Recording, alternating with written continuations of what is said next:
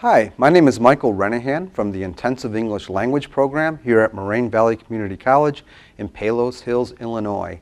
And I will be your host today as we discuss the three major punctuation errors. Most instructors consider the three big punctuation errors to be the comma splice, a run-on sentence, and a sentence fragment. And any one of these three things can lead to confusion in your writing and a lower grade on a test. So let's try to find out what those three things are and how we can correct them. So the comma splice, I think, is probably the most common. A comma splice occurs when a writer uses a comma instead of a period or a conjunction to separate two sentences. So for example, someone might say, I like coffee, comma, I like milk. All right, we can correct this by saying I like coffee, period, I like milk. So notice we have the same subject, I and I, it's twice, right? When you come across the subject for the second time, you need to either put a period or a comma and a conjunction in it. Instead of a period, we can use a comma and a coordinating conjunction, as I mentioned. So I like coffee, comma, and I like milk. We can also combine the two nouns with the coordinating conjunction in a simple sentence. Notice a possible meaning change. Does the person like milk and coffee together, separately, or both? I like coffee and milk.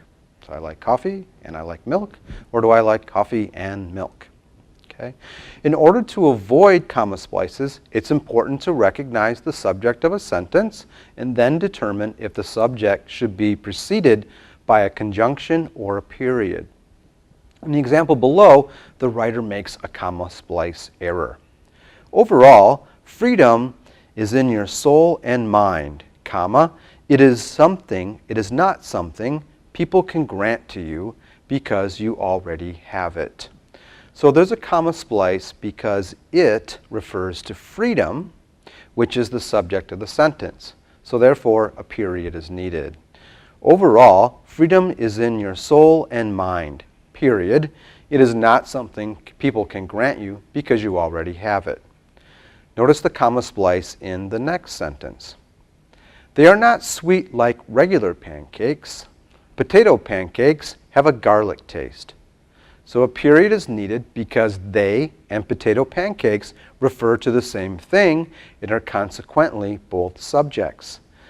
They are not sweet like regular pancakes, period. Potato pancakes have a garlic taste. Moving on to a run-on sentence.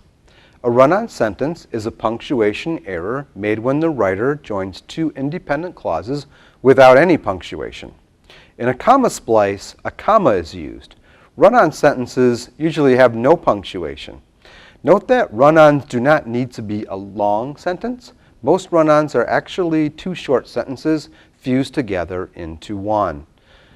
So a comma splice was, I like coffee, comma, I like tea. That's not correct. A run-on would be, I like coffee, I like tea, with no comma. So that is also incorrect.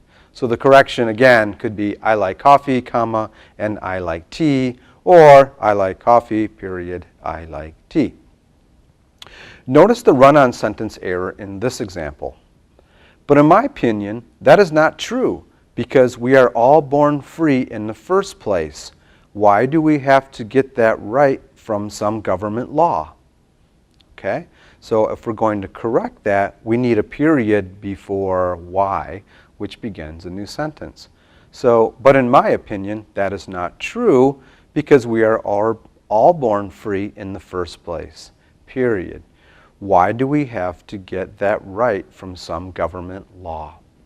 Okay? All right, the final one is a sentence fragment. And a sentence fragment is kind of an incomplete thought. All right, and every sentence requires a subject and a verb, and many fragments result from the omission of either a subject or a verb. So one of those two things is usually left out. In many cases, the writer should have included the fragment or that sentence with another sentence or an independent clause. So let me give you a couple of examples here. All right, so therefore to me, Freedom means that someone being able to express to whatever, to somebody in any time and anywhere without disruption. In that example above, being able is not a finite verb, so it cannot be the main verb of a dependent clause. We can correct the error in two ways. Change the auxiliary being to is. Therefore, to me, freedom means that someone is able to express whatever to somebody in any time and anywhere without disruption. Or you could remove that someone and means becomes the main verb, correcting the fragment. So, to me, freedom means being able to express whatever to somebody in any time and anywhere without disruption. Okay, so you see what I mean? We have to have a finite or main verb. We can't just have a gerund or an infinitive or something like that. We need a main primary verb here. Sentence fragments often occur when the writer uses a subordinating conjunction but does not connect it to an independent clause. So for example, because is a major error that students make. Because I enjoy being outside on such a nice day. Okay? You can say that in speaking, but in writing, you have to finish that thought, right? So whenever we begin a sentence with because, we need a comma before the subject and the independent clause, which comes after it. So one way to fix it, I could say, because I enjoy being outside on such a nice day, comma, I think I will go for a walk around campus. Notice that I connected the clauses together to make a complete thought. There's another example here with such as. So if I started a sentence saying such as pencils, books, and calculators, that would be incorrect. The sentence needs to be combined with something else. So I need supplies for math class, such as pencils, books, and calculators. So I corrected it by adding an independent clause. Okay, and that concludes our discussion of the three major punctuation errors. Next, we'll discuss punctuation in quotations.